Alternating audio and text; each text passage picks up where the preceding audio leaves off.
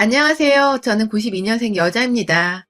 가족들 간의 일이라 참 부끄럽지만 속풀이하는 심정으로 유튜브에 사연을 보내보게 되었습니다. 평소 함께 일하시는 친정 부모님께서 가게 마감하시면서 입에 욕을 달고 듣는 채널이었는데 그 속에 저희 사연을 보내보게 되어 찹찹하네요. 그래도 저희 부모님께서 이 사연을 계기로 시원하게 욕 한 번 더 하시길 바라는 마음이에요.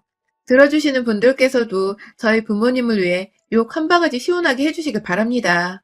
그럼 사연 시작할게요. 앞서 말씀드렸듯이 저희 부모님은 함께 일을 하시는 동업자이십니다.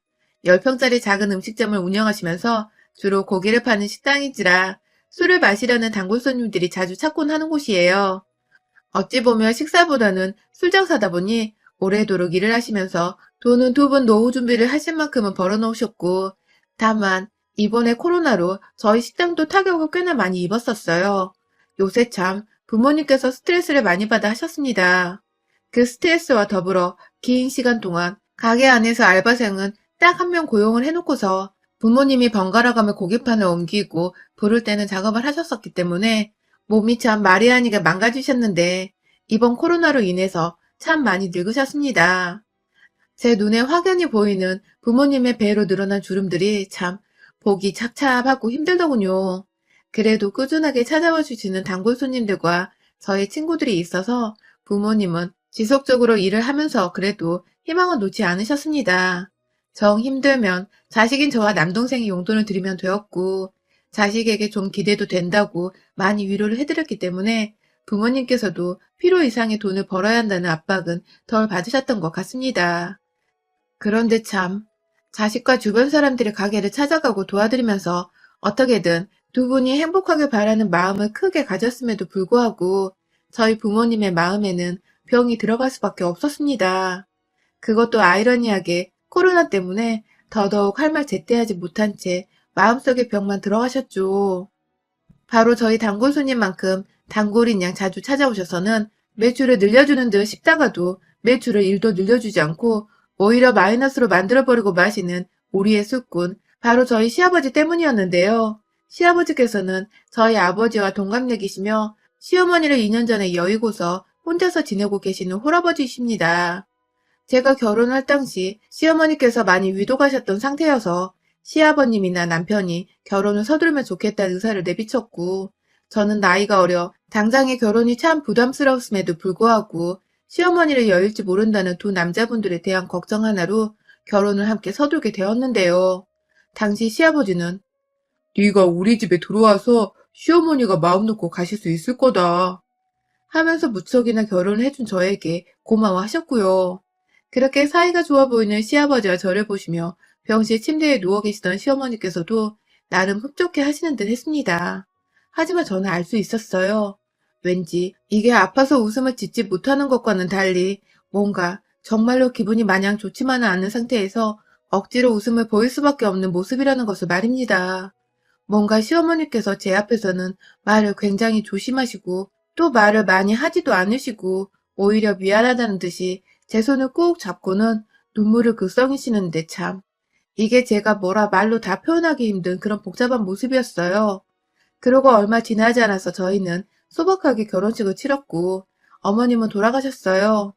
그 당시 손에서 술을 놓지 않고 통곡을 하시던 시아버지의 모습은 저희 가족들의 마음도 아프게 하셨고 특히 저희 친정아빠는 동갑내기 남자가 벌써 와이프를 잊고서 저렇게 보고 싶어 우는 거라며 남은 시간을 어떻게 조강지쳐 먼저 보내고 씩씩하게 잘 살 수 있겠냐면서 정말 무척이나 신경을 많이 쓰셨습니다.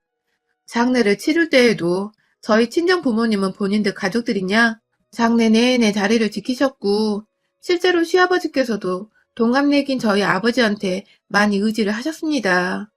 우는 것도 꼭 저희 아버지 옆에서 숨어서 우셨고 실제 장례식 비용 처리하는 것부터 시작해서 부조금 모은 것까지 다 저희 아버지가 관리를 하셨고 부조금에서 뺀 나머지 돈을 시아버지 통장에 넣어주는 일까지 하셨습니다.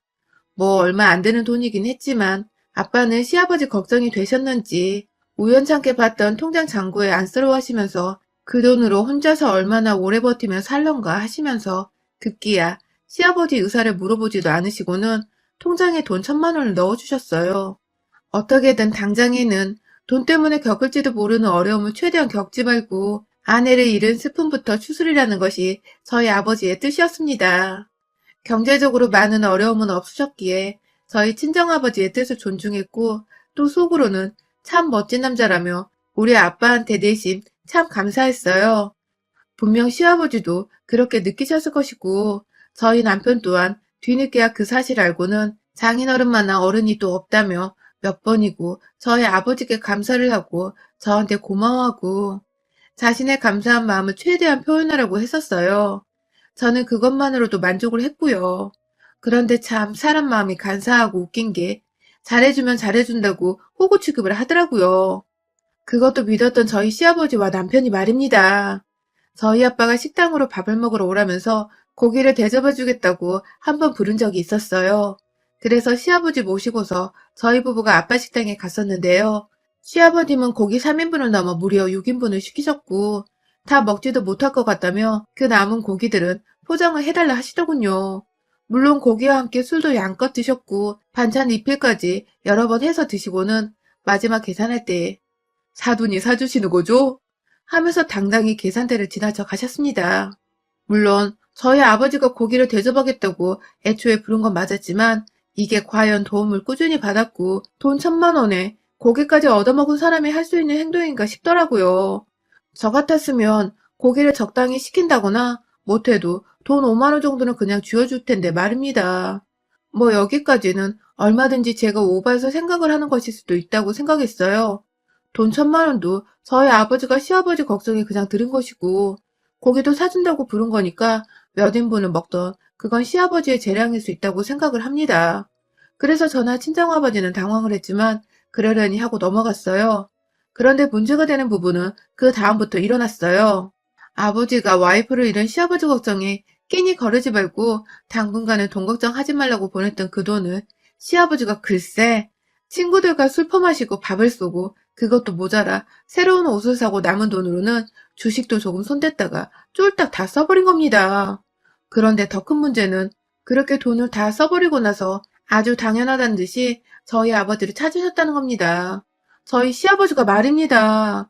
저희 친정아버지는 엄연히 사돈인데 저희 아버지한테 돈을 맡겨놓은 것도 아니신 분께서 저희 아빠를 찾아가서는 돈을 다 써버렸다며 그 돈을 다 써서 지금부터 어떻게 살아야 할지 모르겠다며 식당 안에서 막 하소연을 하면서 우시는 바람에 식당 분위기가 싸해져서 아빠가 억지로 시아버지를 끌고 식당 밖으로 나오셨다고 해요. 밖에서 커피 한 잔 대접해드리면서 마음 달래다가 사위한테 전화를 거셔서 저희 남편이 결국 시아버지를 데리고 저희 집에 왔는데 남편의 태도도 좀 웃겼습니다. 저희 아버지한테 하는 말인 건지 궁시렁거리면서 그거 참 고기 한 점은 먹이고 보내주시지 라고 하더라고요. 아니 이 사람은 고기를 우리 아빠한테 맡겨놓았나요? 돈까지 주고 고기까지 먹여놓은 사돈한테 고마웠다고 마음 따뜻한 분들이라고 감사해하지는 못할 망정 남의 가게에 와서 소란을 피워댄 자기 아빠를 욕하기는커녕 그 와중에 고기 한 잔 먹이지 않았다고 궁시렁대는 남편의 태도에 제가 그만 정이 뚝 떨어져 버리고 말았습니다. 너 지금 그걸 진심으로 하는 말이야? 라고 제가 제대로 화나서 따져물고 들었더니 그제서야 제 화를 가라앉히면서 자기 아빠가 힘들어하셔서 생각이 좀 짧았다며 변명을 하긴 했지만 제겐 그게 그걸로밖에 들리지 않았습니다. 그런데요. 한동안 저한테 친정아버지도 시아버지도 별 말씀이 없으셔서 전 모두가 각자 잘 지내고 있는 줄 알았습니다.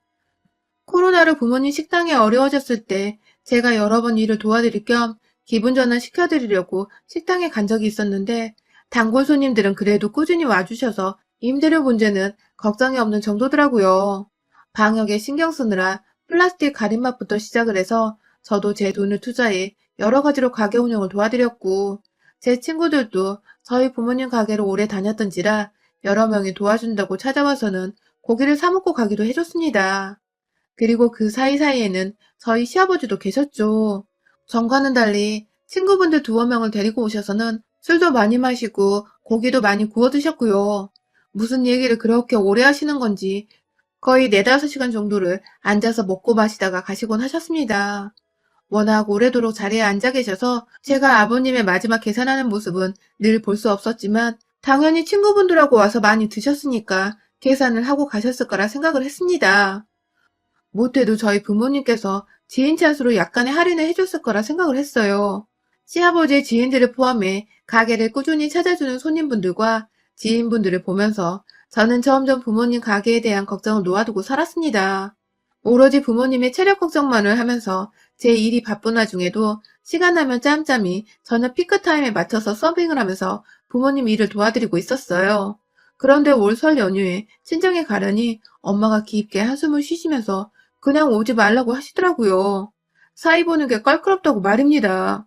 이게 무슨 소린가 싶어서 껄끄럽다는 남편을 집에 두고 혼자 친정에 찾아갔어요. 저희 시댁은 따로 제사를 지내지 않기 때문에 굳이 연휴에 찾아갈 필요가 없었거든요. 혼자 집으로 들어오는 저를 보고 엄마는 안도를 하셨는지 소파에 앉히셨는데 남동생이 방에서 나와 저를 보더니 한숨을 푹 쉬면서 누나, 그냥 가. 라고 하더군요.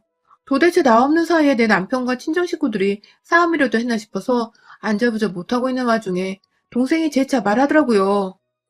누나 시아버지 때문에 우리 가게 망하게 생겼어. 라고 말입니다. 정말 충격적이었고 상상도 못할 일이었어요. 놀래 물으면서 우리 시아버지가 무슨 짓을 했냐고 하니 글쎄 동생과 엄마의 입에서는 정말 열불 터지는 말들이 쏟아져 나왔습니다. 그가 시아버지는 그렇게나 여러 차례 저희 아빠 식당에 와서 술을 마시고 고기를 먹고 급기야 혼자가 아니라 지인들까지 매번 데려와서는 그 많은 시간을 먹고 마시고 하셨으면서 단 한 번도 돈을 내지 않았다더군요. 제가 저번에 여기 사연에도 돈 안 내고 친정 식당에서 반찬 싸들고 가는 시댁 식구 얘기를 들은 것 같은데 남의 일인 줄로만 생각하고 여겼던 몰상식하고 염치 없는 사람이 바로 이렇게 가까이에 위치해 있다니 정말 말 그대로 충격과 공포였습니다. 코로나 시국에 식당 어려운 줄을 누구보다 아실 양반이 염치 없이 친구까지 데려와서 그 많은 음식들과 술을 그냥 공짜로 지 뱃속에 채워넣었다니. 그 바람에 저희 가게는 흑자를 보다가 어느 순간부터 계속해서 적자를 찍게 되었고 기존에 모아뒀던 돈으로 오히려 가게 홍보를 더 하고 어떻게든 빚을 메꿔보며 버텨오고 있었다더군요. 다음 날이면 안 오겠지. 이제는 안 오겠지. 이제는 염치 차리고 계산을 하겠지. 하면서 믿고 기다리기를 오래도록 결국 시아버지는 단 한 번도 돈을 내시거나 미안해하는 모습을 보이지 않으셨다고 합니다. 근데 또 저희 친정 부모님은 제 시아버지기도 하셨고 와이프 여의고 불쌍한 사람이라며 한두 번은 그냥 넘어가 주다가 이게 오래도록 지속이 되니 바보처럼 뭐라 말도 못하고 속으로 끙끙 앓고만 계셨더라고요. 한마디로 저희 친정 부모님은 시아버지가 가장 어려울 때에 물질적 그리고 정신적으로 도움을 줬던 고마운 사람임에 틀림없었음에도 불구하고 호구가 잡혀서는 그냥 시아버지의 비위를 무조건적으로 맞춰드리며 살고 계셨던 것입니다. 그리고 더 큰 문제는 시아버지께서 이렇게 저희 식당에 와서 친구분들과 술을 막 드시다가 술기운이 심해져 정신을 못 차린 적이 여러 번 있었는데 그럴 때 저희 남편한테 전화를 해서 남편이 시아버지를 모시러 왔다 하더라고요. 그럼에도 남편은 저희 친정아버지께 지아버지 고깃값과 술값을 대신 결제하기는커녕 그냥 오늘도 아버님 덕분에 저희 아버지가 잘 드셨네요. 하면서 지아버지 대신 고맙다는 인사를 뱉어내며 일행들을 차에 태워 유유히 떠났다더군요. 심지어 한 번은 아버님, 저희 아버지가 자주 와서 얻어만 먹고 간다고 섭섭하거나 싫으신 건 아니시죠? 아버님 돈 많잖아요. 하면서 급기야 자주 오더라도 언제나 환영해주라는 식으로 말을 했다더군요. 그래서 보다 못한 저희 엄마가 내가 우리 사위 생각해서 그리고 딸 생각해서 참아보려 했는데 너무하지 않나? 지금 사돈님 먹고 마시느라 만들어낸 외상값이 얼마인 줄 아냐? 라고 따졌더니 급기야 저희 남편은 그게 어떻게 외상값이 될 수 있어요? 가족한테 돈돈거리시는 인정 없는 분들이신 줄 몰랐네요. 하면서 오히려 역정을 했다고 하더군요. 이 쓰레기 같은 놈이 얻어먹은 주제에 주둥이에 모터를 달았나? 정말 듣고 나니 분이 죽는 줄 알았어요. 생각을 해보니 그동안 여러 차례 남편은 오밤중에 시아버지 전화를 받고서 차를 끄고 데리러 나간 적이 있었습니다. 전 당연히 제가 잠깐 퇴근하고 저희 식당에서 일을 할 때 봤던 시아버지가 다른 곳에서 2차를 끝내고서 아들을 대리기사 대신 부른 거라 생각을 했습니다. 그 시각까지 저희 식당에 들러붙어서는 공짜로 먹고 마시고 할 줄은 정말 상상도 못했네요. 아버지는 밖에서 저를 향해 시아버지와 남편 욕을 해대는 동생을 말리고자 안방에 계시다가 나오셨고 급기야 내가 니네 남편이랑 시아버지 일로 요즘 머리털이 다 빠졌다 라고 하시는데 이거 참 이미 호구 잡히신 저희 친정 부모님을 어찌 변신시킬 수도 없는 노릇이더라고요. 그래서 제가 직접 나서기로 했습니다. 저를 이만큼이나 기만하고 우습게 여긴 저희 남편과 시아버지를 전 결코 가만히 용서하고 모른 척 넘어갈 수 없었어요. 남편이 제 가정의 가장이고 새로운 가족일지 모르겠으나 이쯤 되니 남편이고 시아버지고 피 한 방울 안 섞인 놈들이 주제도 모르고 내 가족들한테서 피눈물 나오게 한 꼴을 제가 두고만 보고 있을 수 없겠더라고요. 당장에 아버지께 가게 매출부 뭐 영수증이고 뭐고 그날그날 계산하고 남겨놓은 장부를 달라고 말씀드리니 아버지는 이날만은 기다렸다는 듯이 아예 새로운 공책 하나를 들고 나오셨어요. 거기엔 아주 빼곡하게 저희 시아버지가 친구분들과 잡수시고 계산 안 했던 그 날짜들과 시간 가격 정말 하나도 빠짐없이 다 적혀 있었습니다. 급기야 최근 몇 달 동안은 저희 남동생이 두고 볼 수 없다면서 혼자 가게 안의 CCTV 영상을 캡처해서 처음 들어온 시간부터 나가는 시각 그리고 계산 없이 손인사만 하고 나서는 그 순간까지 모든 걸 영상에 사진으로 남겨서 USB에 담아놨더라고요. 아빠나 남동생이나 뒤에서 속 끓이면서 만반의 준비를 하고 계셨던 것입니다. 소심한 A형들의 뒤끝이 활활 타오르기 시작한 절정의 순간이었죠. 그런 소심장의 바톤을 이어받은 전 O형이었습니다. 이 상황에서 혈액형이 무슨 소용이겠냐마는 지금껏 그 답답한 상황을 겪으면서도 말 한마디 제대로 따져보지 못하고 참고만 있었던 저희 집 부자를 보니 제가 속이 다 답답하고 열불이 나서 싸그리 잡아 욕을 해보려니 혈액형밖에 떠오르지가 않았습니다. 저는 당장 그 길로 집에 가서 짐을 싸서 친정으로 들어왔고요. 무슨 일이냐며 저희 친정에 와서 문 열어달라고 말을 해달라며 애걸하는 남편은 매번 무시를 하다가 연휴가 끝나자마자 변호사 사무실을 찾아갔습니다. 무려 지난 2년간에 걸쳐서 총 2천만 원의 손실을 낸 시아버지는 애초에 돈을 낼 생각도 없이 잘 마셨다, 잘 먹었다는 말을 반복하며 무료로 음식을 취하였기에 일단 사기죄로 형사고소가 가능하다고 하더라고요. 그 말 그대로 시아버지께 그리고 남편한테 전달을 하면서 감히 며느리 몰래 며느리 집에서 그런 식으로 무전 취식을 했냐? 하면서 당장 갚아내려고 말을 했더니 오히려 예상했던 대로 시아버지를 포함한 남편까지 적반하장으로 나서며 당연히 가족끼리 무료로 얻어먹을 수 있는 게 아니냐며 왜 이리 사람들이 야박하냐는 소리를 해대더군요. 아휴, 한 번 더 살 기회를 줘보려고 했더니만 지발로 지군서를 걷어차는 인정머리 없는 남자 새끼들. 결국 저는 그 통화의 녹음본까지 따서 변호사님께 제출을 했고요. 임의로 외상값을 주지 않은 채무 불이행의 명목을 근거로 민사소송을 청구하기로 했습니다. 소장은 이미 시아버지 집으로 날아갔고 그와 더불어 제가 더 이상 거지 같은 남편과 살지 못하겠어서 이를 근거로 이혼소송까지 걸어버린 바람에 저희 집과 시댁 둘 다 아주 소장 파티를 했어요. 아주 그냥 여기저기 고소당한 소식이 들려오는 바람에 남편도 거의 정신이 나가버린 상태였을 거고요. 이혼소송에 놀란 남편은 그제서야 지 아버지가 처먹고 남긴 외상값을 일부 변제하겠다고 그러니 소송을 취하해달라고 막 전화가 왔지만 이미 때는 늦어도 너무 늦어버렸네요. 일부는 무슨 지금 다 갚고 거기다가 이자를 더해도 봐줄까 말까 하는 상황인데 일부 변제?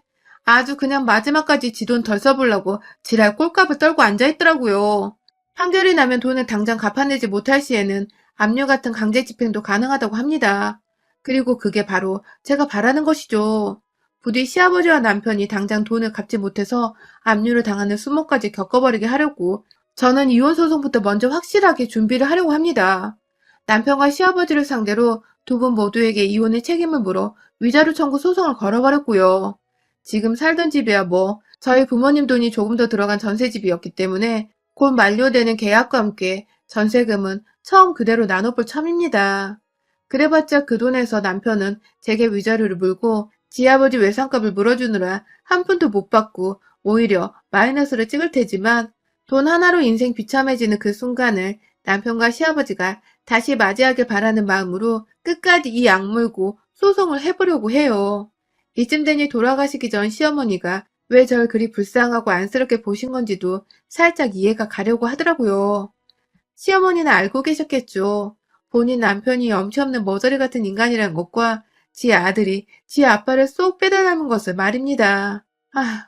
돌아가신 시어머니를 원망하는 건 아니지만 문득 병실에 누워 계시던 시어머니의 속도 말이 아니었겠다 싶어 차차하고 불쌍하네요.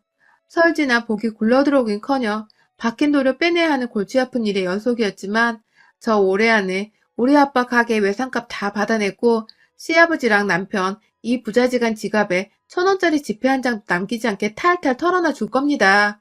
아주 그냥 다 죽었어. 여러분의 생각은 댓글로 남겨주세요. 오늘도 시청해주셔서 감사합니다.